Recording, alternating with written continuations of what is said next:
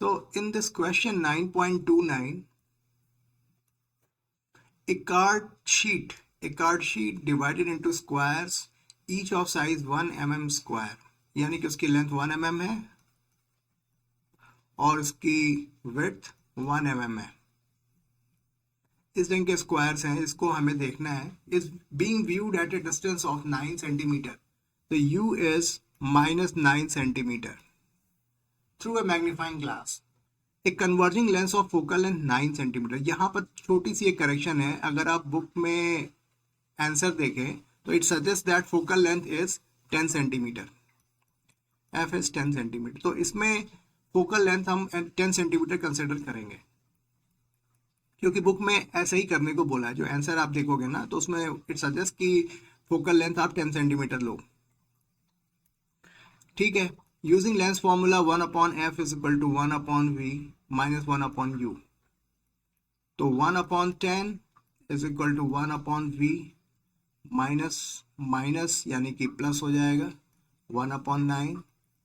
1/v is 1/10 minus 1/9 यानी कि 90, और 9 minus 10 1/v minus 1/90, v comes out to be -90, यानी कि इमेज भी उसी साइड में बन रही है जिस साइड में ऑब्जेक्ट है, यानी कि we are getting virtual and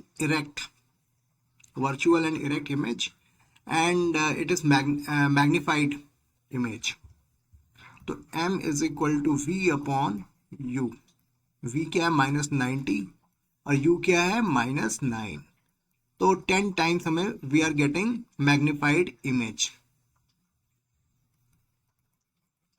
ठीक है। तो अभी जो स्क्वायर है उसका एरिया कितना हो जाएगा, अब 10 टाइम्स मैग्नीफाई हो रहा है, तो यानी कि लेंथ 10 मिलीमीटर का हो जाएगा यानी 1 सेंटीमीटर, और विड्थ भी 10 मिलीमीटर यानी कि 1 सेंटीमीटर। तो magnified size of the square will be 1 centimetre into 1 centimetre यानी 1 centimetre square. What is angular magnification? Angular magnification, तो एंगुलर मैग्निफिकेशन में हम क्या करते हैं कि ऑब्जेक्ट को हम डी डिस्टेंस पे या फिर उसे इन्फिनिटी पे देखते हैं। तो ये दो केसेस होते हैं, when we are finding the image at infinity, and other case the when we are finding the image at distant object यानी कि नियर पॉइंट। तो नियर पॉइंट के केस में और इन्फिनिटी के केस में दो केसेस हमारे बनेंगे जिसमें हमें मैग्नीफाइंग पावर जो है, मैग्निफिकेशन पावर ऑफ लेंस हमें पता करनी है। तो m कम्स आउट टू कि 1 plus D upon F E, D upon F, ठीक है।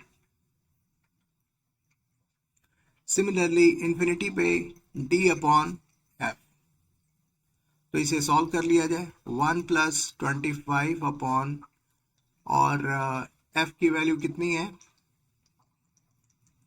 f की वैल्यू है 10,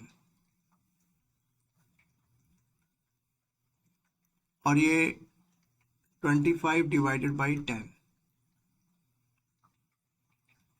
तो m comes out to be 2.5 here, and in this case m comes out to be 3.5,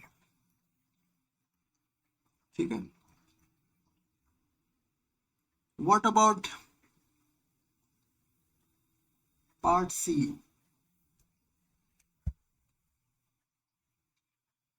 Is the magnification in first part is equal to the magnifying power in the second? नहीं, ऐसा नहीं है। तो दोनों ही case में हमें magnification अलग अलग मिल रहे हैं, क्योंकि पहले केस में हम जो है इमेज को 90 सेंटीमीटर डिस्टेंस पर देख रहे हैं पहले केस में। और दूसरे केस में जो है, या तो हम ऑब्जेक्ट के इमेज को नियर पॉइंट पर देख रहे हैं या फिर इन्फिनिटी पर देख रहे हैं। तो यानी कि इमेज की लोकेशन अलग अलग हो रही है, इसलिए हमें मैग्निफिकेशन अलग अलग मिलेगा। यानी किस केस में मैग्निफिकेशन ऑफ लेंस और magnifying power, magnification of image and magnifying power of lens will be same. जब हम ऑब्जेक्ट की इमेज को नियर पॉइंट पर हम फाइंड आउट करेंगे, उस केस में हमें जो लेंस का मैग्नीफाइंग पावर है और जो मैग्निफिकेशन है वो हमें बिल्कुल सेम टू सेम मिलेगी। आई होप ये जो मैंने वर्बल एक्सप्लेनेशन आपको दिया वो आपको समझ में आया हो। ठीक है, सो दिस वे हम लोगों ने ये इस बात को समझा कि मैग्नीफाइंग पावर ऑफ लेंस और magnification of image, these are two different concepts. ठीक है, तो ये जो हम मैग्निफिकेशन की बात करते हैं, ये मैग्नीफाइंग पावर ऑफ लेंस है, और ये जो मैग्निफिकेशन हम कहते हैं कि V अपॉन U यानी कि H डैश अपॉन H, ये मैग्निफिकेशन ऑफ इमेज है, यानी कि जो इमेज कितनी मैग्नीफाई होकर के आ रही है। ठीक है, तो that's all regarding this problem statement. I hope ये सारे एक्सप्लेनेशन आपको समझ में आए होंगे। So thank you very much for watching this video.